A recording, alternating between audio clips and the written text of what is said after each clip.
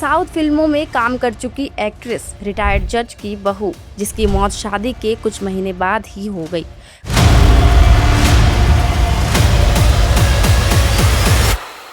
भोपाल का Twisha Sharma suicide case लगातार उलझता जा रहा है। जहां एक तरफ परिवार इसे प्रताड़ना का मामला बता रहा है, तो वहीं दूसरी तरफ ससुराल पक्ष कोर्ट में ट्विशा को ड्रग एडिक्ट और मानसिक रूप से परेशान बता रहा है।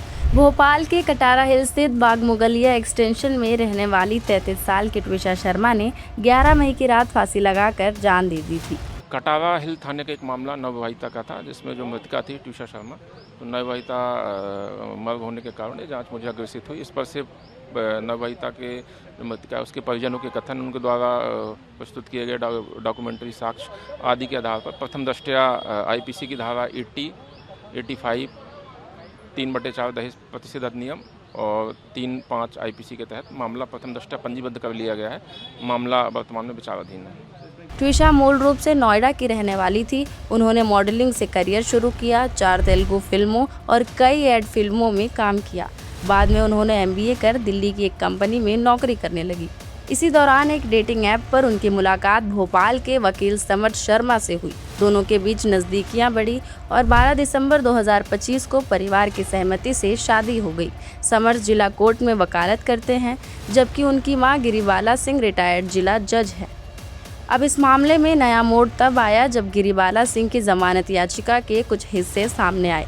कोर्ट में दावा किया गया कि ट्विशा को नशे की लत थी। नशा नहीं मिलने पर उसके हाथ कांपते थे, वह चिड़चिड़ा व्यवहार करती थी। इतना ही नहीं, ससुराल पक्ष ने कोर्ट में यह भी कहा कि ट्विशा का इलाज मनोचिकित्सक डॉक्टर सत्यकांत त्रिवेदी और काउंसलर काकोली राय के पास चल रहा था। कोर्ट में ऑनलाइन ट्रांजैक्शन की रसीदें भी पेश की गई, जिसमें 5,000 से लेकर 50,000 रुपए तक भेजने का दावा किया गया। ससुराल पक्ष का कहना है कि ट्विशा को हर महीने ज़रूरत के हिसाब से पैसे दिए जाते थे और दहेज प्रताड़ना के आरोप पूरी तरह गलत है। जमानत आवेदन में यह भी दावा किया गया कि 17 अप्रैल 2026 को ट्विशा दिल्ली गई थी और करीब 12 घंटे तक लापता रही। पूछने पर उन्होंने नहीं बताया कि वह कहाँ थी।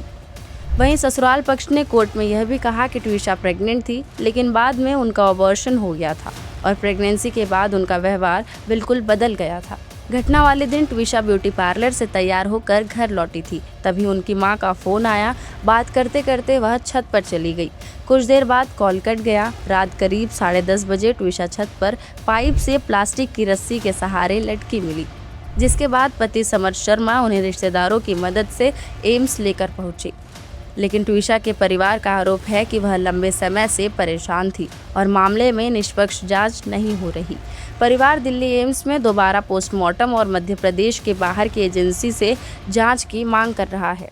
बॉडी पे जो सिम्टम्स, जो निशान दिख रहे थे और पोस्टमार्टम की जो शॉर्ट रिपोर्ट आई है, हमें लगता नहीं है कि वो कहीं से कोरिलेट हो रही है। तो हम लोग चाहते हैं कि सेकंड पोस्टमार्टम उसका एम्स दिल्ली में होना चाहिए। सेकंड पोस्टमार्टम की जो है रिक्वेस्ट परसों से हमने करी हुई है एम्स दिल्ली में करवाने के लिए। उसकी कोई जानकारी हमें नहीं दी जा रही है।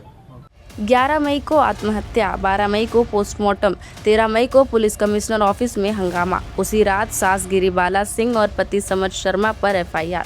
14 मई को गिरिबाला को जमानत। 17 मई को परिवार का CM हाउस के बाहर धरना और 17 मई की देर रात तक ट्विशा का शव एम्स की मरचूरी में ही रखा रहा।